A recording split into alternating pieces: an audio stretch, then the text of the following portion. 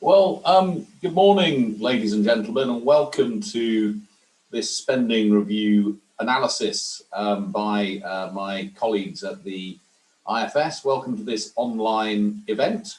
We will, as we usually do at these events, have plenty of time for questions. You should all have links to Slido. Please put questions in while we're speaking or at the end. As usual, as we do these in live events, this will begin with a few opening remarks from myself. Three of my colleagues will then speak. First, Tom Waters, who will talk about largely the welfare changes, Ben Zaranko, who will look at public spending on public services, and then Carl Emerson, who will look at the public finances. We will try and keep this significantly briefer than when we're doing this face-to-face, as I know that focusing on a long period of Zoom is much more challenging, though we'll try and keep it equally exciting. So let me start with some opening thoughts. Of course, the headlines today are on the loss of economic output and government borrowing, which are record-breaking, breathtaking, huge. Choose your superlative. The economy shrunk by more than a tenth.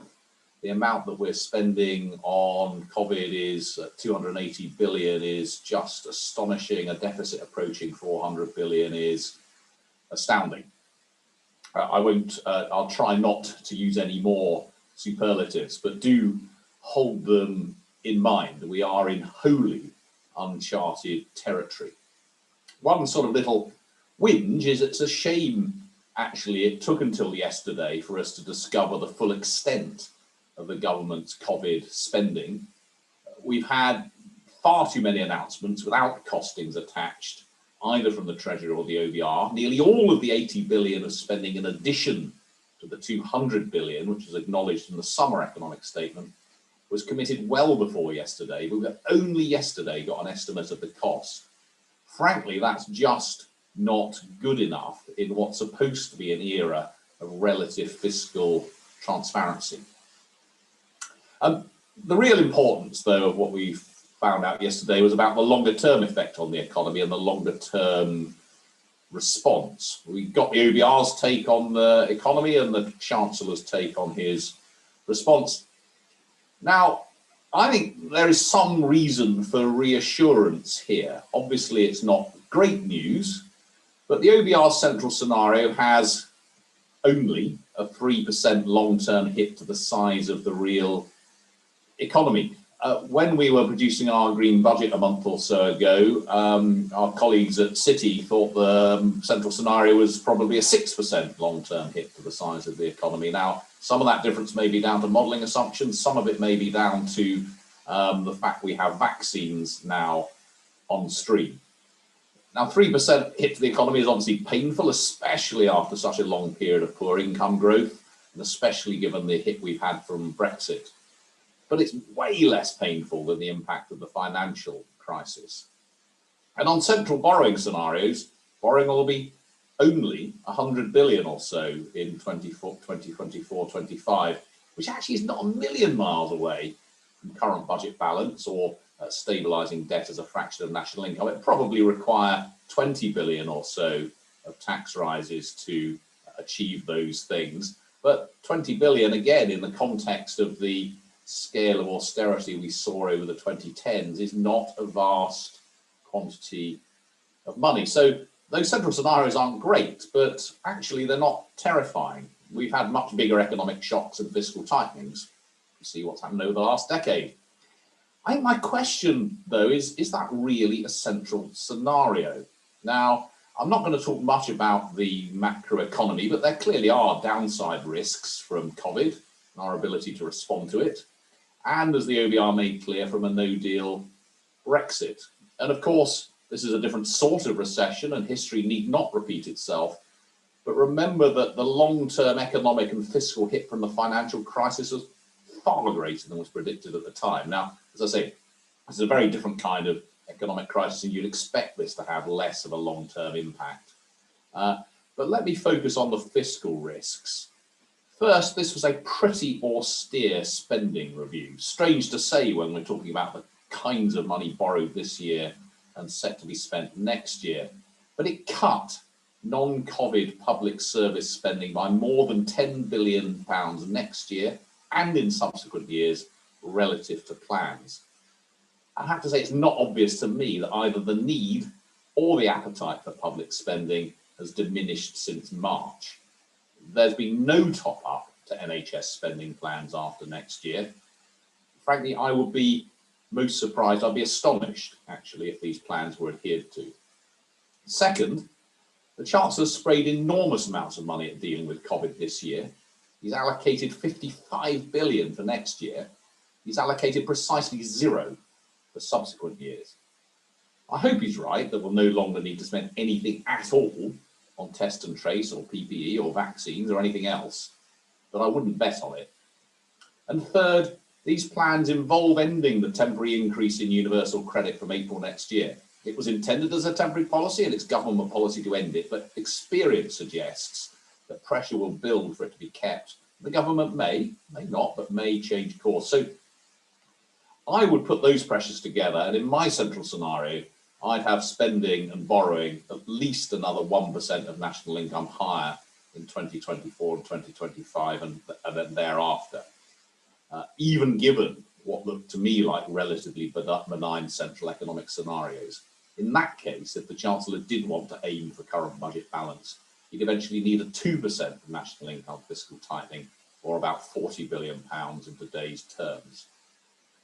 Now, the key core spending review decision was to reduce public service spending, other than the money allocated for COVID, relative to March plans.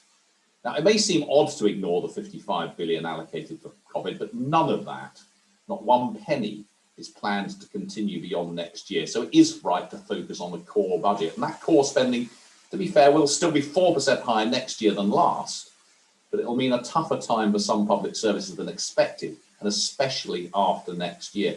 This may not quite be a return to austerity, but for some public services it might not feel much different. Once you account for the government's commitments on health and defence and so on, things look extremely tight for everything that remains, and indeed, as my colleague Ben Zaranko will say, might well suggest average cuts across other departments. And remember that outside of health, real terms public spending was cut by 20% or 25% per person over the decade to 2019-20. And some of those areas could be facing another bout of austerity if the Chancellor sticks to his spending plans. Now, just a couple of specifics before I hand over to colleagues. First, it really is disappointing that we didn't have a firm announcement on universal credit. If the government is not going to maintain it at its current level, it should have said so explicitly. It should have given people time to prepare. £20 a week is a lot for those dependent on benefits. If the government is going to keep the increase introduced in April, then it should have recognised it in its spending plans. It does delay announcing the increase until later on, perhaps March, and is once again unable to increase legacy benefits and contributory benefits at the same time, then that will be simply inexcusable. Second, it looks in the end like this crisis isn't going to end up making the pension triple lock much more expensive than expected. But it does remain the case that the state pension is set to rise by about 6% in real terms between now and 2025, raising its cost by £6 billion in real terms. Again, pensions will rise much faster than earnings, let alone working age benefits. Third, this was actually a tax-raising spending review. The Chancellor has chosen to reduce support to local authorities, but has given them the ability to raise council tax by 5% instead. If they do, and they'll mostly need to, that'll increase annual tax bills by an average of about £70 a household, and in a way that won't be well related to the needs of the local authorities. Perhaps worth remembering in parentheses that on April Fool's Day next year, council tax valuations will become 30 years out of date. And fourth, the decision to freeze public sector pay for some will probably not save very much, maybe between 1 and 2 billion next year. The Chancellor's picked a pretty big fight over actually not very much money. And as ever in the public sector, the decisions look driven by politics, not by economics or the need to spend money either equitably or efficiently. It's graduate public sector workers in London and the South East who are least well paid relative to the private sector and local living costs, yet they'll be targeted by the freeze. And very peculiarly, 2 teachers working half-time on £20,000 each will get a £250 pay rise each. A full-time teacher doing exactly the same job after £40,000 will get nothing. This is not a sensible way to spend public money or to treat public sector workers. I'll stop there with my introductory remarks. As I say, we'll move on to my colleague Tom Waters, who will speak largely about welfare, then Ben Zaranko, who will talk about public services, and finally Carl Emerson, who will talk about the public finances. And then we'll have plenty of time at the end for questions, which, as I say, you can put in Slido. Thank you.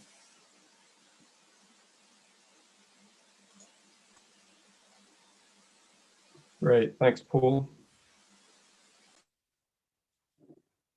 So as Paul said, I'm going to be talking about largely about welfare and the national living wage. So before we get into that, just to put this in the context of what's been going on with spending, here is, I'm going to be looking at the cost of the policy response, so COVID-specific policies over time. Now, back in March, the government announced about 12 billion of spending for this financial year. But over time, as they've announced more policies, that figure has grown and grown until reaching the £280 billion figure implied by the Chancellor's statement yesterday. And to give you a bit of a feel for what that means, that's equivalent to 14% of national income, or about a third of government spending, or £10,000 per household. And that's just spending for this year. So these are really significant sums.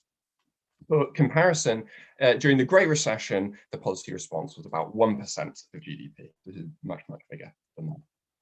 Now, where's this £280 billion going? Well, about a third of it is going on public services, and my colleague Ben will talk about that a bit more in a moment. About half of the money has gone on employment support, things like furlough, and cash for businesses via loans, guarantees, and grants. And we didn't get any news on those parts of the pie yesterday. And then a smaller amount has gone on welfare and some other items. Now, I'm going to be zooming in now on welfare. Here it looks like a pretty small sliver, but the increases in spending are what in normal times we would think of as pretty big amounts. These increases might prove harder to undo in the longer run than some of the other policies. So looking at benefit spending over time. So here I'm looking at working age benefit spending as a share of GDP, and it's since the 1980s. And you can see it steadily increased with some ups and downs up until about 2010. And then there's been a clear decline since then. So that's where we were before the crisis hit. The consequence of the crisis was to increase working age welfare spending by about £16 billion, the OBR reckon. That's a consequence both of explicit policy choices that the government has made and a weakening economy, principally rising unemployment. And that's actually not as bad as the OBR had expected back in the summer. That's a combination of unemployment not going up as much as they thought it was going to, and new claimants being entitled to less than the existing caseload. So they've been less likely to have children, less likely and more likely to own their own home. And both of those things reduce benefit entitlement.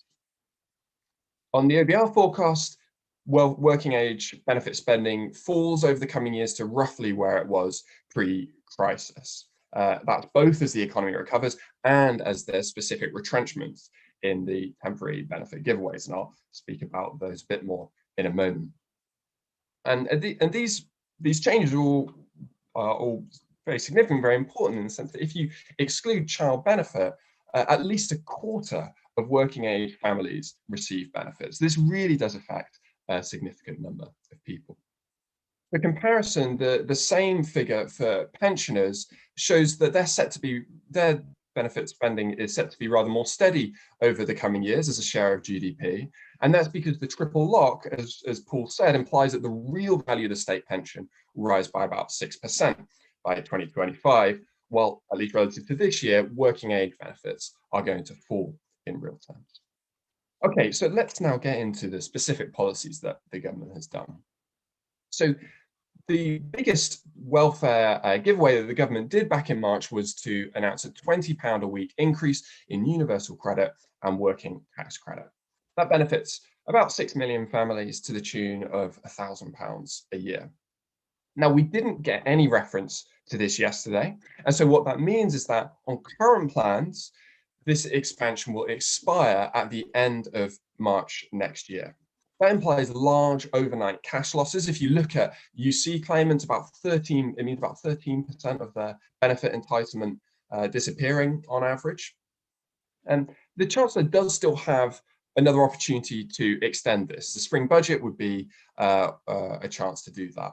But time is running out on this decision for two reasons. First, if the government does want to do away with the increase, they should say so quickly so that it doesn't come as a nasty shock to claimants come spring next year. And second, there's a group of people who didn't get the £20 a week increase because they were on the pre-UC so-called legacy benefits. Now, there's a strong case for treating them the same as UC claimants, but time is short because administrative reasons means the government would have to make that decision relatively soon. In addition to the increase, the £20 a week increase, back in March, the government also made a change to housing benefit. So they increased the maximum amount of housing benefit that private renters can get. They temporarily increased it to cover the cheapest 30% of properties in their local area. And that benefits about 1.5 million claimants. Now, yesterday, the government announced that they were going to keep this increase, but they were going to freeze the whole thing in cash terms indefinitely. That's a giveaway in the short run, keeping the increase, but in the long run, the freeze is a takeaway, meaning that by about 2028, the system will actually be less generous than it was before the recession, before the crisis. Now, this reform has two important effects. First, as rents rise, the share of properties that claimants can afford dwindles, but it does so in a kind of unpredictable and unplanned manner, just according to how much nominal rents go up by. Second, the support that you can get will be related to rents in your local area, not at the current time, but the rents in your local area in 2019. And that's going to look decidedly odd if in, say, 2025, the amount of support that you can get will be dependent upon how expensive your area was 5 or 6 years ago. Now, the government did something very like this in the 8 years before the crisis, and that led to some fairly bizarre outcomes where some high rent areas got less support than some low rent areas. And so in repeating this policy, the government are really repeating that same error, and they would do well to reconsider this approach to housing support. We've been talking about welfare so far, thinking several chancellors back. George Osborne justified cuts to welfare by increasing minimum wages, and this government's plans look similar. So here I'm going to show the real terms national living wage or the national minimum wage before that over time. So there was fairly little real term change between 2010 and 2015 in the minimum wage. But then over the past 5 years, when the living wage has been introduced, there's been a pretty sharp increase, more than 20% in real terms. Next year, we found out yesterday that next year the government will essentially make roughly zero change in the real value of the living wage, and that looks sensible in an environment where some employers are struggling to even stay open. But the government has maintained its target to get the national living wage to 2/3 of median wages by 2024. That does require increases in the next few years, about another 8% real terms increase. But it's perhaps not as much as you might have thought, because as this line shows, showing median hourly wages across the economy, the forecast is for hourly wages to only go up by about 3% over the coming years. And that follows around a decade or so of roughly zero change in real hourly wages. And these, needless to say, this is very, very weak indeed by historical standards. Now, as well as the rates of the living wage going up, the coverage is also increasing. So from April, rather than the living wage applying just to 25-year-olds and up, it will be expanded to cover 23 and 24-year-olds. And by 2024, it will be expanded to 21 and 22-year-olds as well. Now, this particularly matters because when you look at younger workers, they're more likely to be low paid. In fact, more than a quarter of 21-year-olds are currently paid less than the national living wage, and so will be directly affected by this reform. It's worth noting as well that in the hospitality and retail sectors, about a half and a third of workers, respectively, will be covered by the national living wage by the end of the period. Now, both of these sectors might struggle for some time because of the COVID crisis, and so naturally, further minimum wage rises are going to add to that pressure. Conversely, national living wage workers are also quite common in the social care sector, and that's an area that's likely to see an increase in demand as the population ages. So, bringing everything together, the crisis has in some ways revealed shortcomings of the welfare system. People who lose their job and get put onto the means-tested welfare system can see a very small fraction of their wages replaced. And the government has tried to paper over this with new policies like furlough and the temporary welfare expansions during the crisis. But in the longer term, what we need is some more systematic thinking about the design of the welfare system, and in the short term, specifically on choices related to universal credit and housing benefit. Now, that's all from me. I'm going to hand over now to my colleague Ben, who will talk about spending reforms more generally.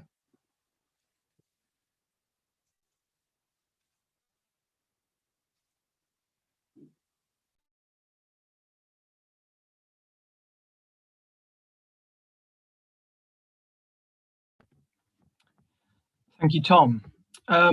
Yesterday was a spending review after all, so it's only right that we cover what happened to spending, and in particular, spending on public services, which would typically be the focus of a spending review. There's a lot going on this year, of course, but yesterday did contain some important announcements.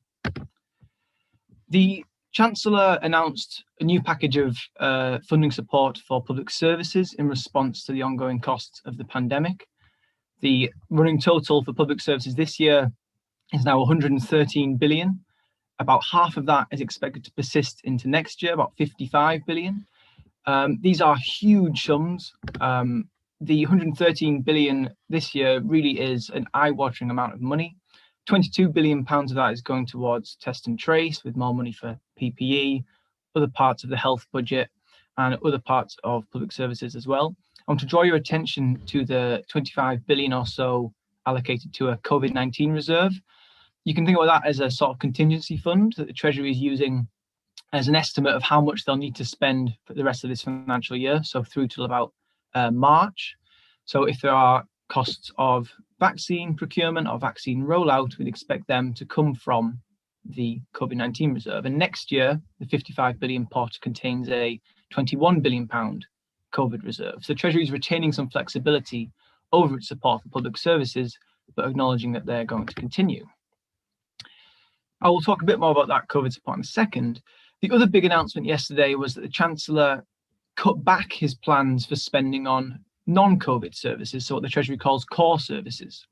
Relative to his March plans, he's cut about 10 billion from budgets for next year, and that rises to about 13 billion by 2024-25 at the end of the Parliament. So spending is still going to increase, but by less than we previously might have expected. So the grey lines here show you the March plans from the March budget, just as the coronavirus pandemic was starting to kick off. What was planned for core non-COVID public service spending? This is day-to-day budgets.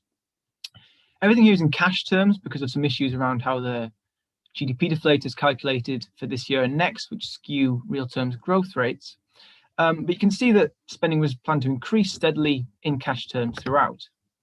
Now, what we saw yesterday was the yellow bars show the big increases in COVID support, so 113 billion this year, 55 billion next year. The assumption being that there was no need for ongoing coronavirus spending after that point.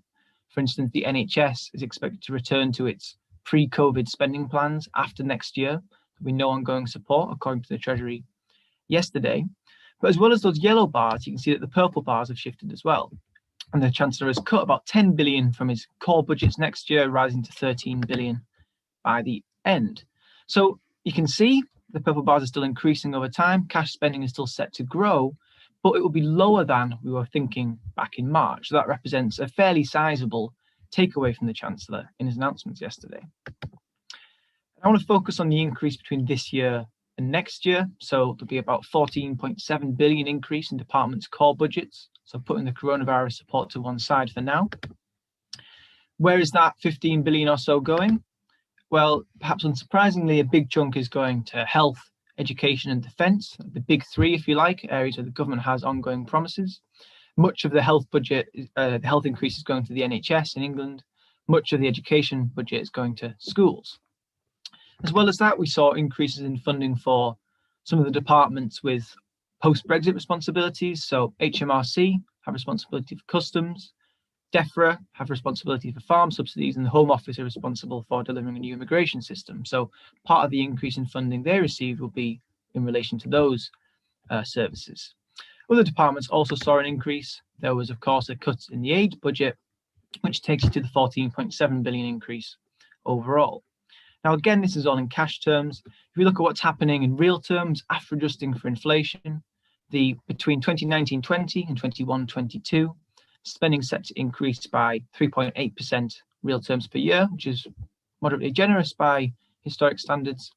And just to remind you, spending is increasing there by 15 billion, but the 10 billion cut by the Chancellor means that it would have otherwise increased by 25. It's now just increasing by less. Buried within the figures are lots of complicated things related to local government. So councils will see their core funding increase by about 2.2 billion next year. About 3/4 of that comes from increases in council tax. Councils are allowed to increase council tax by 2% without a referendum, an extra 3%, which is earmarked for social care. Now, that's a sort of roundabout way of increasing funding for councils, and the Chancellor displaying sleight of hand in a move that will leave millions of English households disappointed and potentially angry is maybe the perfect tribute to the late, great Diego Maradona. But there are some problems with doing this as well. Richer areas will be able to raise more from raising council tax than councils in poorer parts of the country. It's also the case that the council tax base isn't well matched to needs for social care. So areas that are being able to raise more in council tax that benefit most from this aren't necessarily those that face the greatest spending pressures on care services. As well as that, councils got more than 3 billion in COVID support in various different forms, which taken together means they're getting something like 5.5 billion of total extra funding next year. Now, that will undoubtedly be welcome for councils across England, but it won't be enough to reverse the cuts that local authorities have faced since 2010, where councils in more deprived areas have faced bigger cuts than councils in less deprived areas.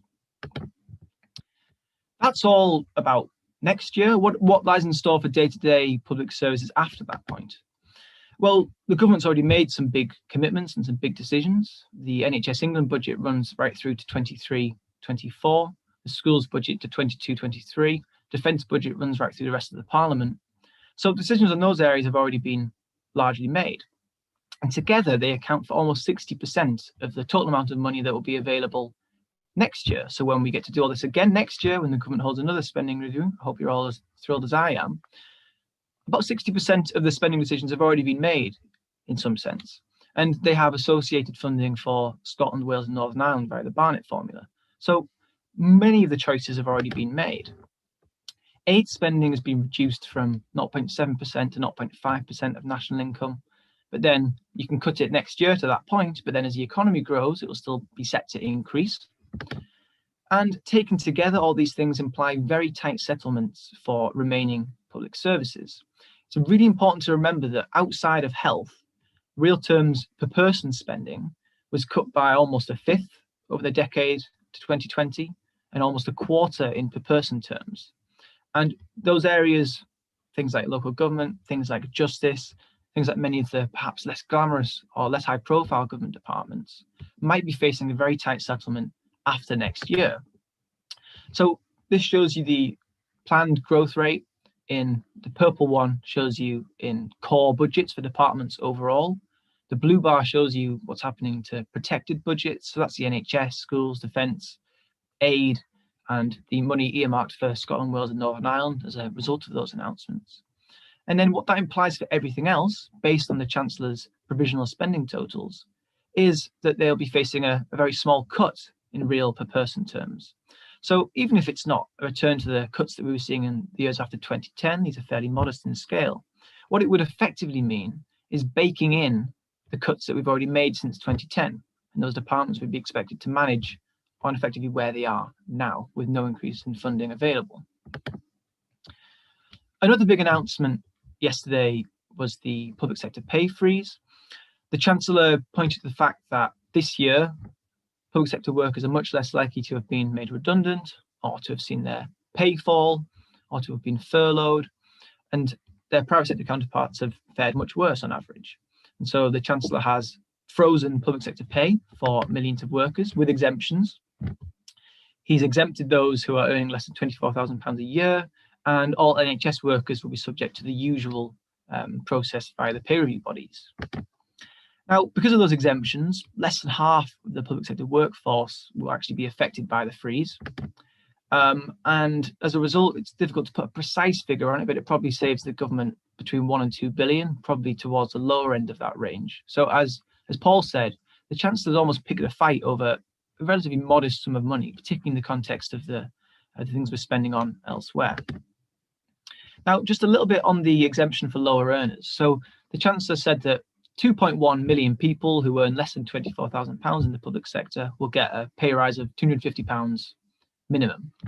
Now, the Chancellor's language in the announcement and the 2.1 million figure suggests that that applies to all of those earning less than that amount, whether they're full-time or whether they're part-time. And if that is in fact the case, it creates a few perverse features. I could list many, but I'll just go focus on the one at the bottom of the screen there, which is that imagine you've got 2 teaching assistants in a school. One of them works full-time and earns 20k. One of them only works 2 days a week. They'll get exactly the same cash pay rise next year. It's not at all related to how much they work. And so this is an interesting way perhaps to design a public sector pay award, and you wonder whether the Treasury could have done something a little bit more sophisticated. Hugely important context for this is that public sector pay, this isn't the first time the government's tried to keep a lid on increases, but unlike in 2010, we're coming after a decade of pay restraint with multiple years of pay caps and freezes. And in fact, over the decade to 2020, average public sector earnings fell by 1.3% in real terms, while private sector earnings rose. And what that's meant is that the differential between public and private sector pay has been falling steadily. So this shows you the average difference between hourly pay in public and private sector. So this doesn't account for pensions. So on average, public sector workers earn more than their private sector counterparts. In large part, that's because they're on average much more highly educated. Think about your doctors, your judges, for instance. Once we adjust for employees' characteristics, the gap is much smaller. The important thing really is how this has changed over time. You can see that the differential is at its lowest point in more than 25 years. Now, this year, the government doesn't seem to be worried too much about recruitment, and we've seen record numbers of people, huge numbers of people applying to become teachers and police officers, for instance, and perhaps they needn't worry. But as we look beyond next year, you have to ask the question of whether continuing pay restraint is sustainable if the government wants to keep attracting and retaining the skilled workers it needs to deliver quality public services. Everything so far has focused on day-to-day spending, so kind of the running costs for departments and public services, of which staff pay is a major one. And I want to talk a little bit about investment. The Chancellor left his capital spending plans largely unchanged. If anything, he trimmed a little bit from the later years. And what we saw instead of lots of new money was we saw new announcements on funding new allocations of funding that had already been announced at previous fiscal events. Those previous plans were already ambitious in scale. The government was already planning to ramp up investment. So over the past 40 years, public sector net investment, which is a broad measure of how much the government spends on things like infrastructure, averaged 1.4% of GDP. Over the next 5 years, that's set to average 2.9%. So more than twice the level that we've seen on average over the past 40 years. So this is an ambitious set of investment plans. In terms of where it's going, we also saw the publication of a national infrastructure strategy with the expected focus on the government's priorities of decarbonisation and transitioning towards a net zero economy and addressing regional imbalances in the UK. So to give just one example of that, Crossrail 2 in London's been cancelled, and the document explicitly states that this frees up investment for public transport in other cities in the UK to try and boost those cities' productivity and narrow that gap between them and London. Also on the broad levelling up agenda, the government reviewed its green book, the rules that govern how it decides which projects get funding and how it governs benefit cost analysis. The big change really is that they want to place greater weight on alignment to the government's strategic objectives. In this case, one of them is levelling up, and they hope that that will allow them to better target investment at achieving those goals. And then we also saw numerous announcements on regional funding, which, if anything, raised more questions than it answered. So the UK Shared Prosperity Fund is intended to replace existing funding that we get from the EU related to regional structural support. We had some details on the UK SPF, but much of it's been kicked into the new year. We'll have to wait. It's not exactly clear what spending it's supposed to replace, which areas will be targeted at, who's going to be making those decisions. There's lots of detail that remains to be filled in. Its overall scale also looks perhaps a little more modest than we might have expected, but we await further details. The Chancellor also announced a new Levelling Up Fund, which is fairly modest in size, 4 billion over an unspecified time period, 600 million next year, to be managed by central government departments, not devolved. And we've argued that there's a case for rationalising and simplifying the existing schemes of regional spending, and this just adds another one. So ideally, at some point, we'd like to see these brought together and made simpler. Some final thoughts.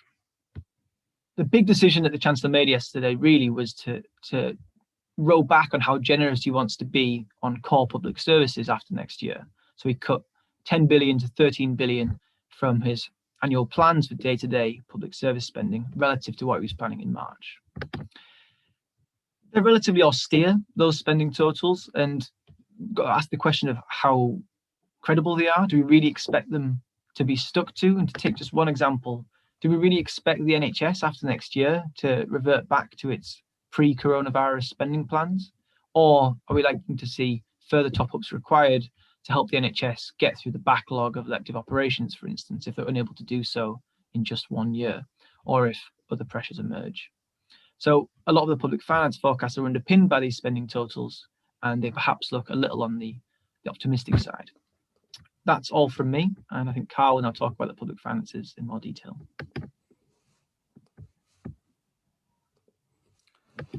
Thank you, Ben. Yes, I'm going to talk about the public finance forecasts that the OBR released yesterday and make the argument about why, given these forecasts, given the path they suggest, given some of the risks, such as what Ben has just highlighted, why tax rises at some point in the future perhaps shouldn't be a surprise. So I'm going to start by looking at the path of the economy. As ever, that's going to be one of the key drivers of what's going to happen to government receipts and therefore what's going to happen to borrowing and debt. And the line here is showing you the size of the UK economy each quarter in cash terms over time as forecast last March. I'm looking at the size of the cash economy because that's what's really important for determining government revenues. Now, the central forecast that the OBR released yesterday suggests that instead of that smooth path that we saw back in March, GDP is now going to follow this path, with the lockdown in particular in the first quarter of this year very visible. What's very important for the public finances is the fact that going forwards, the hit to the economy that we've just experienced is expected to have an enduring impact. And in 2025 Q1 to the start of 2025, these forecasts imply that the size of the economy in cash terms will be about 4.3% down on what was expected in March. So that will have a knock-on effect for revenues in that year. In real terms, after accounting for inflation, it's 3% down. So there's a real hit of 3% to what we'll produce in the medium term. There's an additional effect on the price level, which reduces the cash size of the economy a little bit further. I think it's worth comparing that 3% hit to the real size to the economy to what happened after the financial crisis. Now, Just after the financial crisis hit, we didn't know how big the long run hit would be. Many of us thought were more optimistic than what turned out to be the case. But what eventually happened is that 5 years on from the financial crisis, real GDP was about 11% down on where it was expected to be following from the forecast produced before the financial crisis. So what we're expecting this time is much smaller than what occurred after the financial crisis. That doesn't necessarily mean it's too optimistic. You'd expect this economic shock to have a very different outcome. But the future is incredibly uncertain, and for that reason, the OBR sensibly produced some different scenarios for how the public finances might evolve. They produced an upside scenario. Under this scenario, in fact, in real terms, there's no scarring in the medium term. The economy in real terms gets back to where it was thought to be in March. In cash terms, it's still down slightly. It's down by 1.4%. Unfortunately, I think this scenario is highly unlikely to be what bears out in reality. I think it's very unlikely that all of the extra unemployment, all of the businesses we're seeing going bankrupt at the moment, for that not to play out in terms of a permanent hit to the amount of productive capacity in the UK. The OBR also presented a more pessimistic scenario, a downside scenario where the path of the virus and our ability to deal with it is much worse over the next year. And that scenario also has a bigger medium-term hit to the size of the economy. So in real terms, the economy at the start of 2025 will be down by about 6%, in cash terms, down by just over 7%. And these differences for the path of the economy translate into very different paths for government borrowing. So if again we go back to March, this shows the forecast for the deficit that the Chancellor unveiled at that point, borrowing forecast to run around 50–60 billion pounds a year over the next few years. The central forecast that was produced yesterday shows the deficit reaching almost 400 billion pounds this year, approaching 20% of GDP, which is much, much more than what we borrowed at the height of the financial crisis, and indeed would be a record as a share of national income for the UK in any year going all the way back to 1700, outside of the two world wars of the 20th century. Now, the deficit's forecast to fall very sharply over the next 2 years, but then stabilise at about 100 billion pounds a year. That's some 42 billion pounds more than what was forecast back in March. But it matters a lot on which of those economic scenarios we're going along. If we're on the upside scenario, which I think is highly unlikely, actually the OBR thinks the deficit will turn out to be lower in the medium term than what was expected to be the case just in March. Under the downside scenario, while the deficit still falls pretty sharply over the next 2 years, it stabilises at a much higher level. And indeed, in 2025-26, we'd still be borrowing over 150 billion pounds, about 100 billion pounds more than what was forecast just last March. So let's just take that central forecast now, and I want to talk in a bit more detail about what would happen to receipts and spending under that forecast. So the two lines here are showing the size of the state as measured by government spending as a share of GDP and tax receipts as a share of GDP, going all the way back to 1948. You can see that spending is often above receipts. That's to say the government often runs a deficit. It often borrows money to pay for some of its spending. And if we look at the March figures, we can see that the government plans implied spending increasing slightly as a share of GDP because of the increase in investment spending that Ben unveiled in his last talk. And also receipts were set to increase slightly as a share of GDP. So receipts actually at pretty high levels by UK historical standards. Now those forecasts have changed dramatically since, and have changed dramatically in three particular ways that I want to highlight. Now, most obviously, spending has shot up as a share of national income.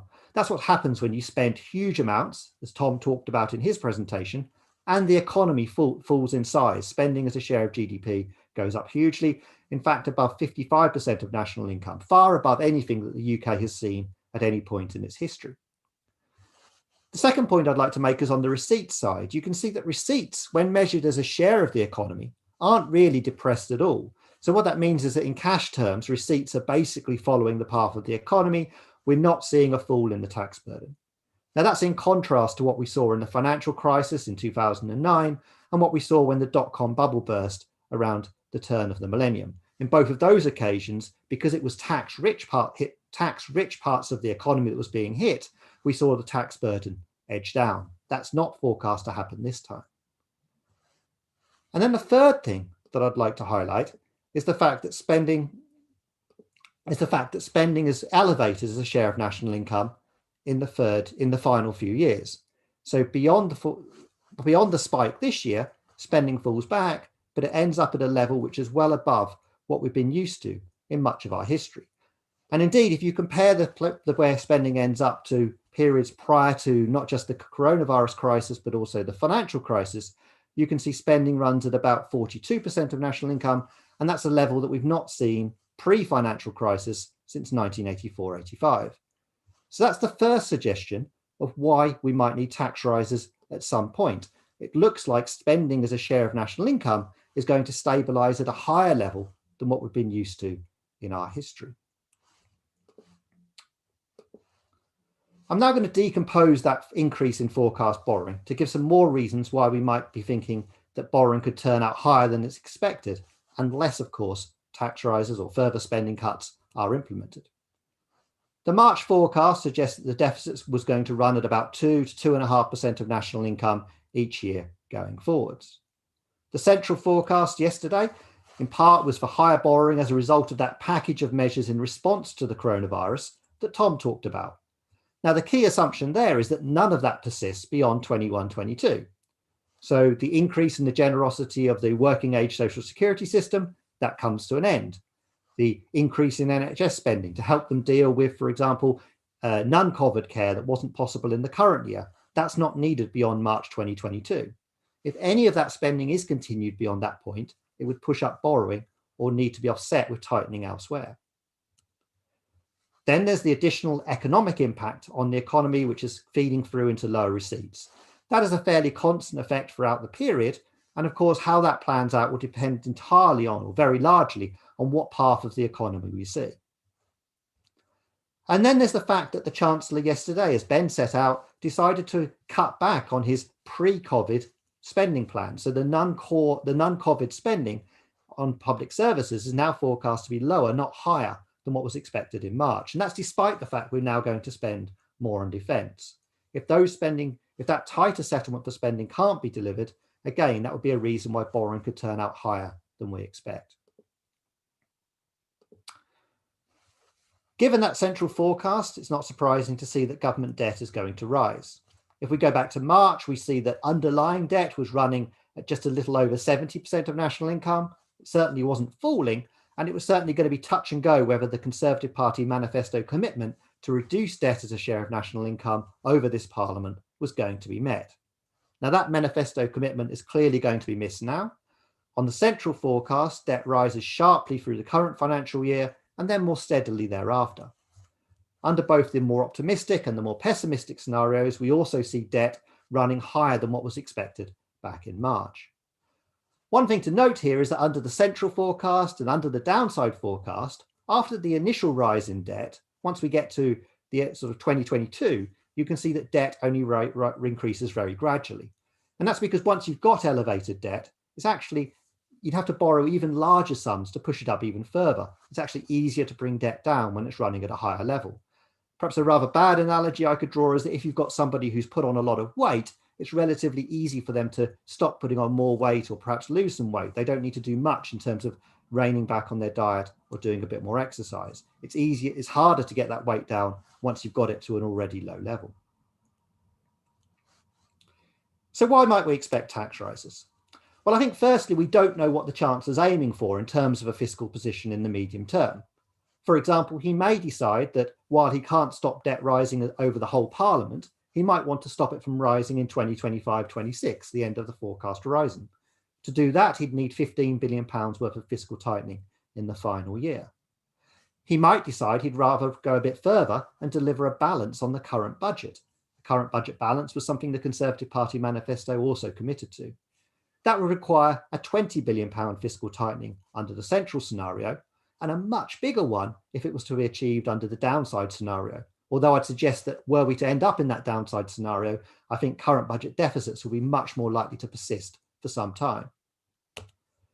There's also all those additional spending pressures. Maybe the government will decide to make that universal credit increase permanent. Maybe it will decide that that new squeeze on non-COVID spending won't happen. or maybe it will decide some of that £55 billion worth of COVID spending planned for next year will need to persist after that date. All of that would add to spending, therefore add to borrowing, or indeed need to be offset with spending cuts or tax rises elsewhere. And we shouldn't forget all of the pressures that were kicking around before COVID happened. The OBR reminded us in the summer that the ageing population puts increasing pressure on state pension spending, on public service spending, in particular on health and on long-term care. They estimate that the annual increase in spending pressures equate to about £39 billion per decade over the next 50 years.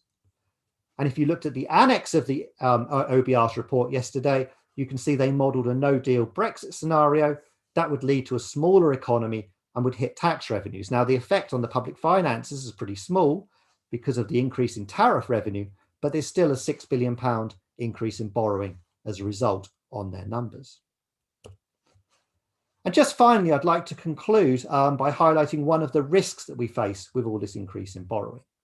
Firstly, it's worth remembering we are borrowing incredibly cheaply. The bars on the left here show you what increase in debt interest spending you'd expect at various points in time were the government to borrow £25 billion more. And you can see that the increase in debt interest spending now is half what was expected just in March and is almost a tenth of what we would have expected back in December 2012. So at the moment, the government can borrow incredibly cheaply. It could increase borrowing even more, and we'd see very small increases in debt interest spending. But this approach is not costless in the sense it's not risk-free. The government's not just borrowing large sums of money, it's borrowing large sums of money on a very short-term basis, on a very low maturity basis. That's what quantitative easing does. What that means is that were interest rates to rise, were the base rate to increase, we would see debt interest spending increase very quickly indeed.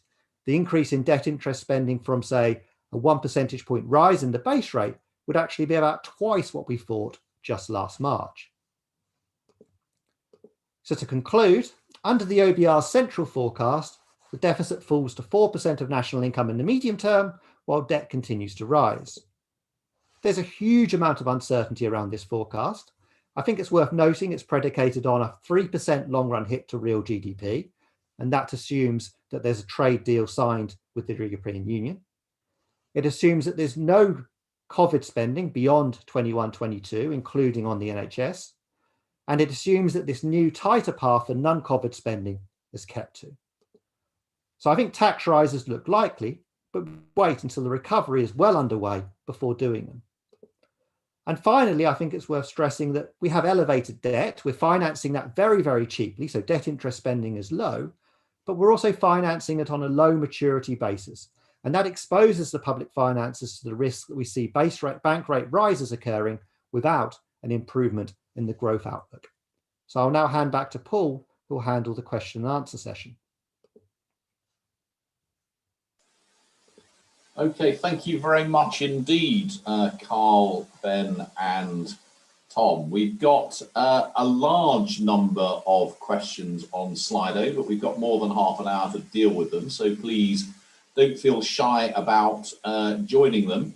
The most popular question, two people asking essentially the same question, which is, what about this public sector pay freeze? Isn't the fact that the this year's private sector pay numbers are infected, as it were, by furlough, make them a very bad basis on which to say that private sector pay has fallen, and therefore a bad basis on which to make the decision on public sector pay? Ben, could you take that one, please? Sure. Clearly the year's not out, and we've only got 6 months of data available, so I think the Chancellor's just using what he has at his disposal. Those figures do include furlough, so furlough will be causing some of the fall in private sector earnings we see this year. That is a real reduction in those people's earnings. Just because you've been furloughed and dropped to 80% doesn't make it any less painful. But importantly, lots of people have been topped up to 100% by their employer. We think something like 2/3 of people have had that happen. So perhaps the effect of furlough isn't quite as great as you might have expected. I think the Treasury's thinking a couple of things. First of all, that it's easier to sort of, it's extremely likely this year that public sector pay will outperform private sector pay. The data so far suggests that, and the fact that we're having a second lockdown, more people put back on furlough, etc., for the rest of this financial year means that's it's likely to continue in the next 6 months as well, or perhaps not to the same extent. And the Treasury would probably rather get out ahead of that by doing a bit of restraint now, rather than allowing a gap to open up, which they then think they have to close over an extended period, 5 or 6 years of painful pay restraint, as we saw after 2010. I think the second thing the Treasury will be thinking is that in a recession, the job stability and job security of public sector jobs is quite attractive, and it might make it easy to recruit people for that reason. So, for instance, in the 8 years prior to the pandemic, we missed targets for teacher recruitment. This year, they've actually cut the bursaries for teacher training because of lots of demand of people wanting to become teachers. And if you think that recruitment is quite easy in this current climate because there aren't many private sector jobs to go by, for instance, you perhaps don't need to worry so much about pay restraint limiting your ability to attract people to the public sector. So I think taking those two things together, the Treasury have got a certainly coherent case for public sector pay restraint. Whether or not you think it's the right decision is perhaps in more of the eye of the beholder. Thanks, Ben. I mean, it's also worth saying, of course, that there's been a change in the composition of the private sector over this period, that lower paid people are more likely to have lost their jobs, which will actually push up recorded change in pay. There's a question here from Joel Hills asking if we've got to balance the books by raising taxes, which one should increase them by how much? Carl, do you want to have a first shot at that? Absolutely. So, I mean, we don't know what the Chancellor's aiming for in terms of a deficit. The current budget balance at the end of the Parliament on the central forecast is £20 billion. It doesn't take very much to end up with a number twice that big, but there's a huge amount of uncertainty. So we don't know the number yet. And that's one of the reasons why the Chancellor shouldn't be setting out what package of tax measures he's going to do yet, because the uncertainty is so large. In terms of what measures should he do? Well, if you want to raise large sums in a relatively straightforward way, the obvious thing to do is to push up the standard rates of income tax or national insurance or VAT. And indeed, if we look at past fiscal consolidations that have involved tax rises under Labour, Coalition and Conservative governments, it's often been the rates of national insurance and or VAT that they have reached for. So I wouldn't be surprised if that was a part of a package of a tax raising measure, a budget. I appreciate it would break a Conservative Party manifesto commitment, but there are other manifesto commitments that are being broken too. And clearly COVID is a very, very big shock that wasn't anticipated last year. Obviously, if we put up taxes, there'll be concerns that that will damage economic activity and will create some harm. And I think we do need to be smart about that, firstly, by not doing them too soon. But secondly, there are better tax rises we can do, and there are harmful tax rises we can do. So as part of a package, I'd like to see a Chancellor take the opportunity to tidy up some of the parts of our tax system that are relatively weak. And then we could do tax rises that are a bit less damaging than what they would otherwise be. So things that people have been talking about, like capital gains tax, that can certainly be improved. The way we tax pensions in terms of the lack of national insurance contributions on employer contributions to pensions could certainly be improved. The tax-free lump sum could be better targeted. Paul mentioned the fact that in England, council tax is based on valuations which are almost 30 years out of date. That could be improved. So there's various parts of our tax system where we could take the opportunity to both raise more money and improve the way the tax system operates, which would mean that we can raise money and do it in a way which isn't too damaging for the economy.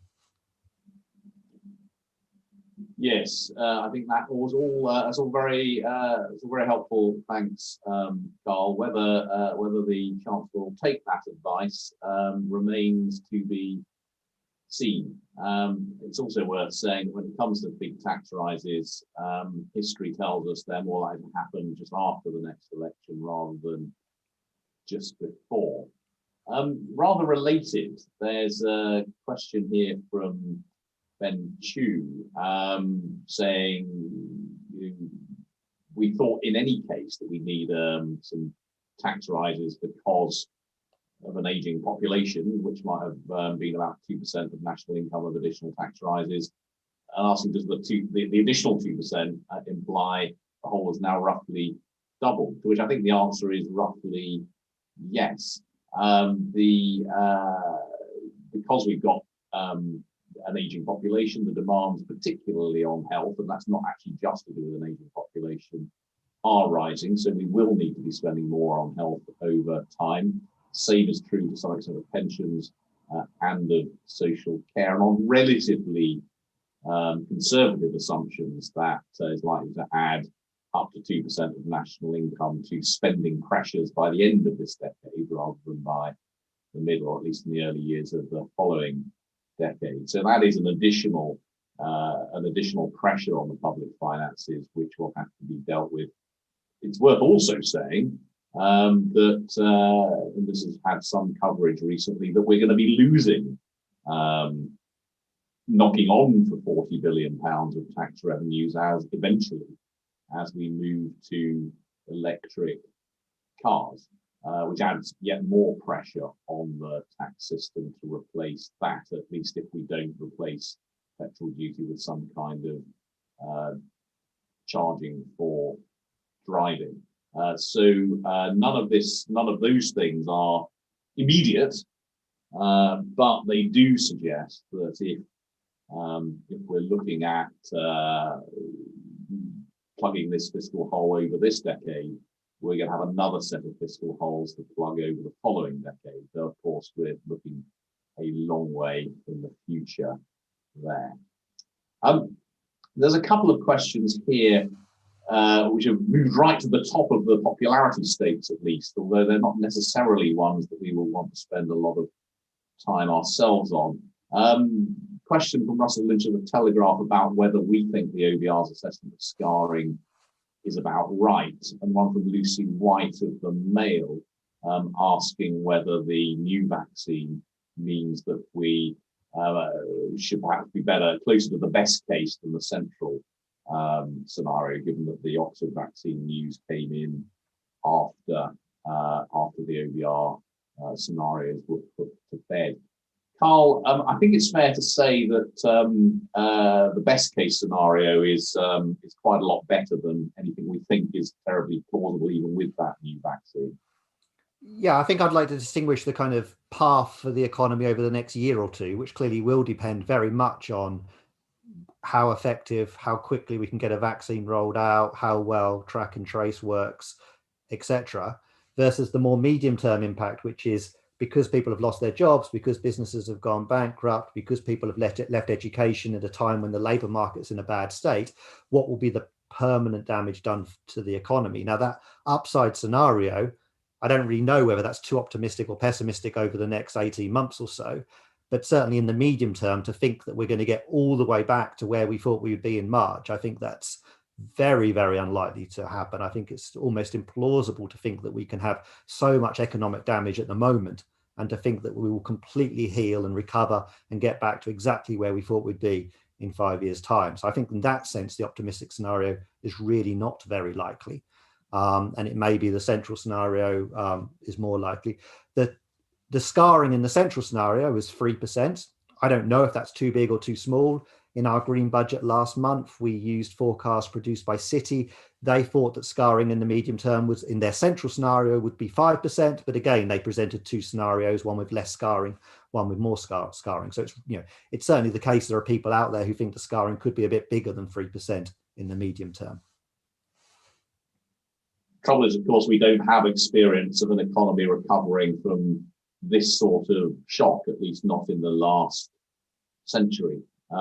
As I said in my opening remarks, and Carl said as well, it's worth remembering that the scarring from the financial crisis was much bigger than 3%. But of course, the financial crisis was something created from within inside the economy, and we know that financial crises tend to have much bigger scarring effects than other crises, and probably particularly than the kind of crisis created by what ought to be just a short-term shock. So honestly, I think everyone is guessing is a bit unfair, but but people are looking to the future with not very much evidence from past events to go on. There's a question from Faisal Islam, the BBC here, about there's a big question really about fiscal rules. I mean, we're at World War levels of borrowing. Doesn't that fundamentally alter the basis and the time frame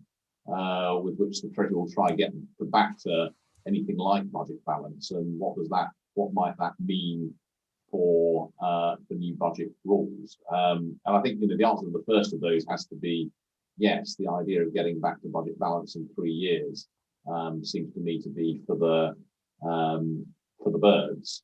But it would be nice to have some sense from the Chancellor as to what his rules might be. Carl, do you have anything to add to how he might think about what those rules should look like? Well, I guess firstly, the point that when we have a very, very big but very temporary shock to the economy that's adverse, that's negative, it is completely right that government debt goes up a lot to help households, public services and businesses through that difficult time. That's a good thing, in the sense that's what government debt is. One of the things that government debt is there to help us deal with. It is perfectly correct that we should then look to, once we're through this, get debt back down over a very long period of time. That is indeed what we did after the First and Second World War. I don't think people would say that we were wrong to accumulate lots of debt during the Second World War, and I don't think people would say that we were wrong to take a long while to get it back down to the levels that we were enjoying before the financial crisis. But it's certainly the case that it will be a very, very long while before we get debt back down to, say, the 70–80% we had before this crisis, and certainly an incredibly long while before we get it back to the 35% of GDP we had before the financial crisis. The Chancellor will need to come up with some new fiscal rules, as Paul says. He clearly should need to think about the extent to which there are different risks on the horizon, things we've been talking about, like aging. He'll need to think about the cost of government borrowing. Clearly, a big determinant of how much debt you want to have and how much you want to carry over the longer term is going to be the price of that debt. How confident we can be that the price will remain where it is, which comes back to the point I made in my talk about the fact that we're borrowing at incredibly cheap levels, but we're borrowing on an incredibly short maturity, which means that we're very exposed to interest rate rises. So I think we'll have to think about how best do we manage that risk that we see rises in the cost of government borrowing that aren't associated with stronger growth. That would become problematic for the public finances. If we see rises in interest rates that are associated with stronger growth, that would be great for everyone. Brilliant, thank you, Carl. I don't know, Ben, whether you can answer a question about planned reforms to local government finance. It's a very popular one.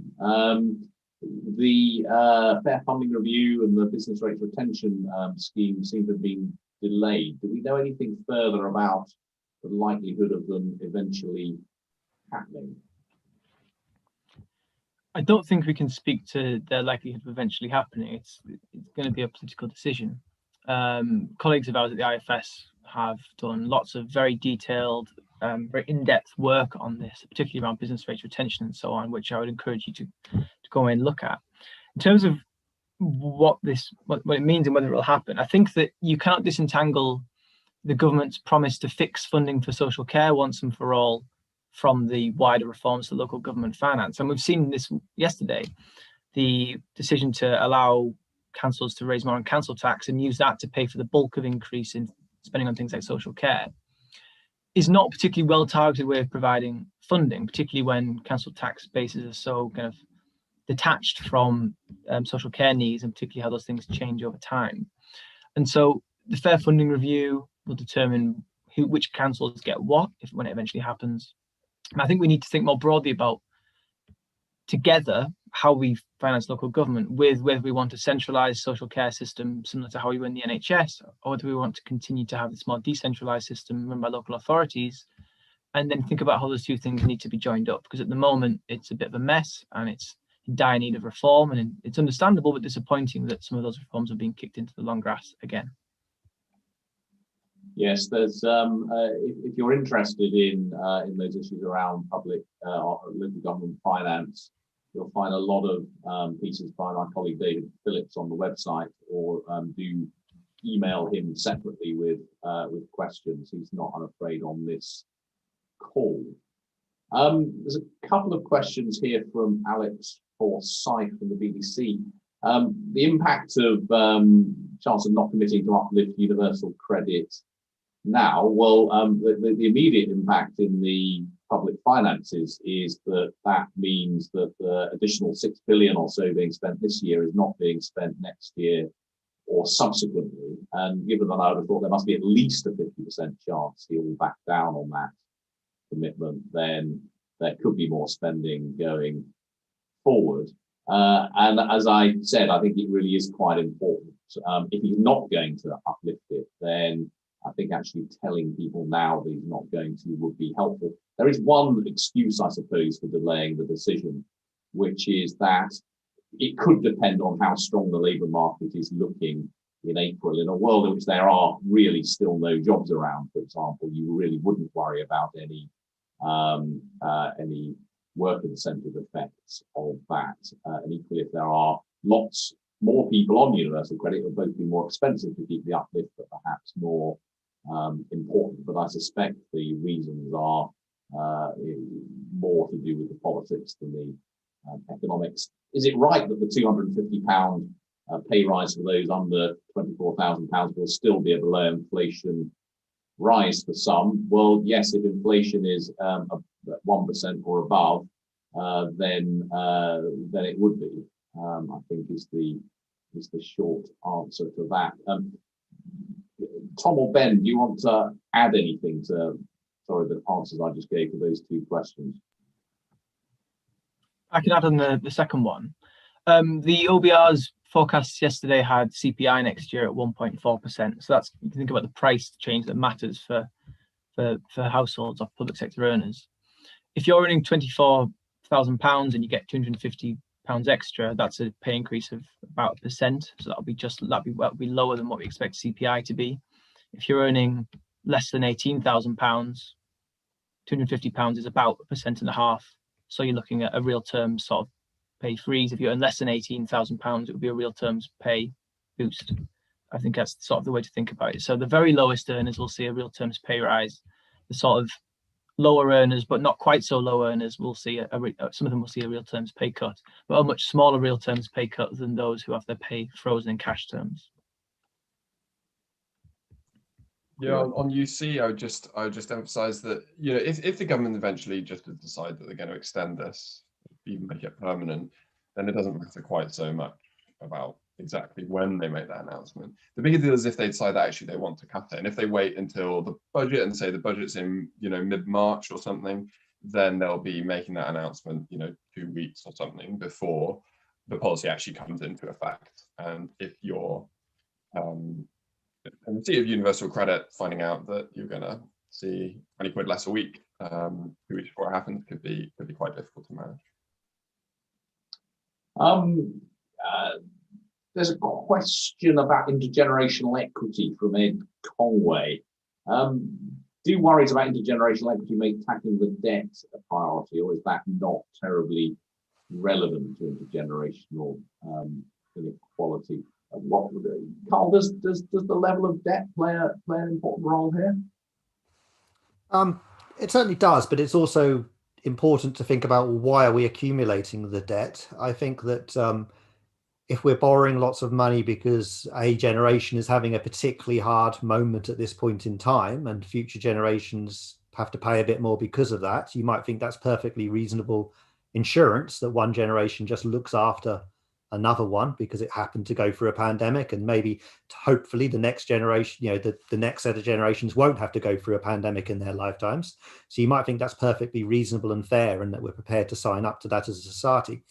I think the other point I'd make, of course, is that if the Chancellor said, well, actually, I'm going to do some more borrowing now, I'm going to spend some more money, and he was confident that he would spend that money on things that would deliver a fuller economic recovery, that would bring us closer to that optimistic scenario, further away, you know, instead of, say, the central scenario, maybe that would be investment that made the vaccine go out better, investment that made test and trace work better, or just investments in our infrastructure that made the economy grow faster.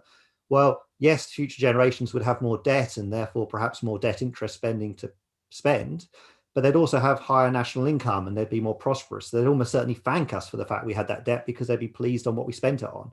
But I guess what that all points to is it's very important when the Chancellor's borrowing money, even if he's borrowing at incredibly cheap rates, that he makes sure that that borrowing really is justified, that it's being spent on good things, either helping people who genuinely are having a hard time at the moment, who future generations would say, yes, it was right to support those people, or on things where, yes, that's being spent well, and in order to try and make sure we make a fuller economic recovery from this, and we don't end up, for example, in that downside scenario where the virus is more problematic and the amount of scarring is bigger.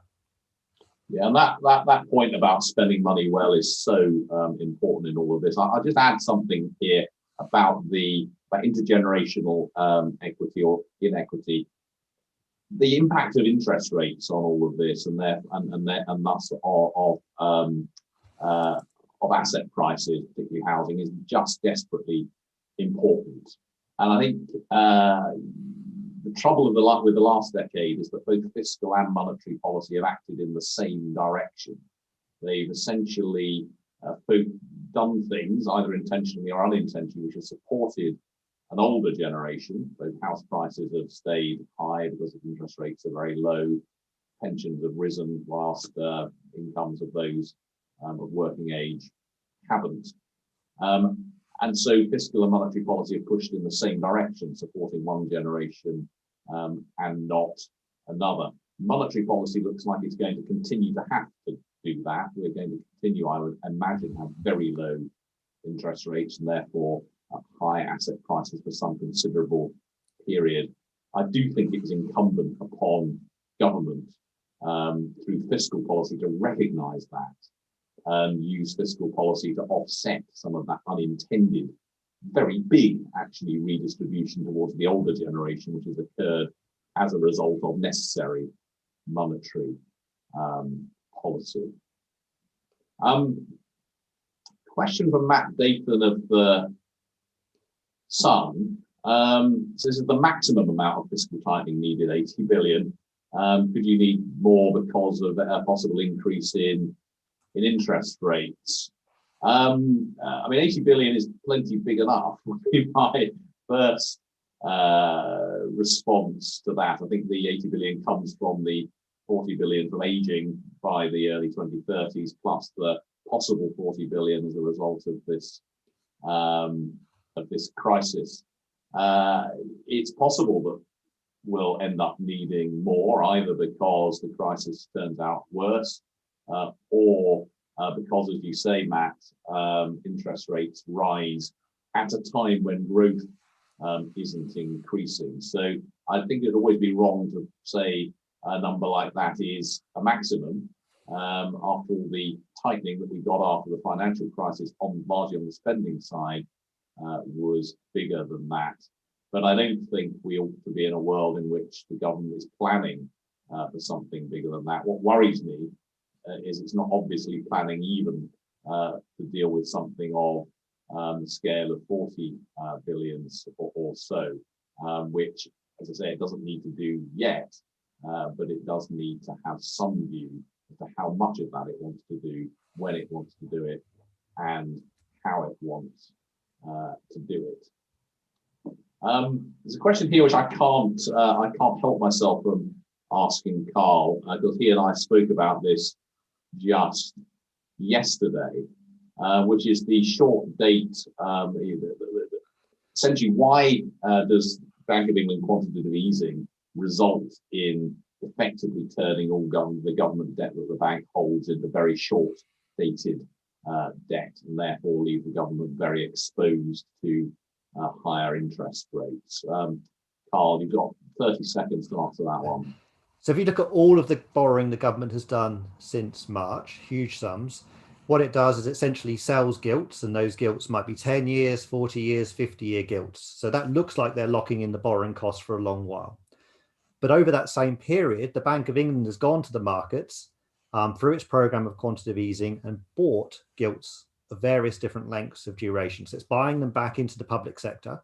How's it financing those purchases? Well, essentially, it's taking reserves from private sector banks on which it pays back the current bank rate. So what it's doing essentially is saying, instead of the government as a whole, including the Bank of England, borrowing money on what can be quite long-term terms, instead, effectively, via quantitative easing, we're borrowing from private sector banks at the current bank rate. So it means that if bank rate rises, immediately the interest rate on all of those gilts that's held by the Bank of England, effectively for the public sector, the interest rate on those rise too. And of course, with bank rate at 0.1%, incredibly low, the lowest in history, it's easier to think about how that can go up a lot than it is to think about how that could go down a lot. Great, thank you, Carl. Another question about public sector pay. The charts you show, Ben, don't take account of pensions, which are obviously much more generous in the public sector than the private sector. Should that change our view in any way about the direction of change in the lines that you've shown, or the level of those lines? It matters for the level, it matters less for the direction of change. And there's a few things to note. So it's absolutely right to say that pension provision in the public sector is on average much more generous than in the private sector. Just to give a flavour of that, something like 8 in 10 public sector workers have a defined benefit pension scheme. Fewer than 1 in 10 private sector workers have one. The ONS do some analysis of this, which they use a different data set and use a slightly different modelling approach, and they look at total remuneration, which includes pensions. And they estimate that there's a public sector pay premium of approximately 7% after accounting for employee characteristics. And that chart featured in the Treasury spending review document, and they're using that as part of the justification for the pay freeze. Now, it's a very careful piece of work, and it captures something that our analysis looks just at pay and doesn't include pensions, does not. I think that if you're couching this argument in terms of fairness, like, is it fair that public sector workers get paid more than comparable people in the private sector? Maybe you do want to take into account pensions. If you're thinking about this from the perspective of, can we recruit and retain the number of workers that we need? The evidence, I think, is that workers, particularly at the start of their careers, don't really think about pension provision when they're making a career choice. I mean, there might be some weirdos exempt from that. Some of them probably work for the IFS, but the pay, the headline pay number might be more important when you're thinking about recruitment. And so, depending on the question you're asking, the precise measure you want to use might differ. The ONS's numbers are excellent and they're important, but we use a slightly different measure because we're asking something slightly different. So I don't think it's misleading to answer the question in the slide or chat. No. No, it's a very good point, indeed, and clearly the structure of public sector pay and remuneration is very different now from that in the private sector, much more different than it was 20 or 30 years ago, when a reasonable fraction of private sector workers had access to defined benefit pension schemes. And it's certainly a question for government as to whether it is optimal to have such very different structures of pay across the two sectors, which are effectively the differences as a result of the sort of historic accident or mistake of losing those pension schemes in the private sector. We've got a few minutes left and a very large number of questions. There's an interesting question here, which I'll try and give some response to. It's how much difference essentially will changes to the Green Book make to how budgets are spent by departments? Having been in the Treasury and responsible for the Green Book some considerable time ago, I think one can. I think I've got two answers to that. One first is that one can overstate the importance of the Green Book when it comes to making really big decisions. The government didn't decide to fund HS2 because of the way that the Green Book was structured and because it came to a clear decision that spending money in that way on Green Book rules was the best possible way of spending money. So when it comes to big funding, there's already a very substantial degree of flexibility about how some of this is interpreted. I presume that the impact of making further changes to the Green Book will effectively be to increase that degree of flexibility. Now, if that's done in a transparent way, so that it is clear that a decision has been made to spend a certain amount of money on a certain project in a certain place, because it is that place, and despite the fact that actually the calculation suggests the economic return is low, then I think that's, actually to have that transparency would be helpful. If instead it is used as effectively an excuse to pretty much override any analytical information and purely base it on political decisions and say, well, look, this is consistent because it says here that you can override it for reasons X, Y, and Z, then I think that would be more concerning. But we would not be moving from a world in which we're doing this on a pure value for money basis to the one in which we're doing it on a differently structured value for money basis. Let me see what else we have here for the last couple of minutes.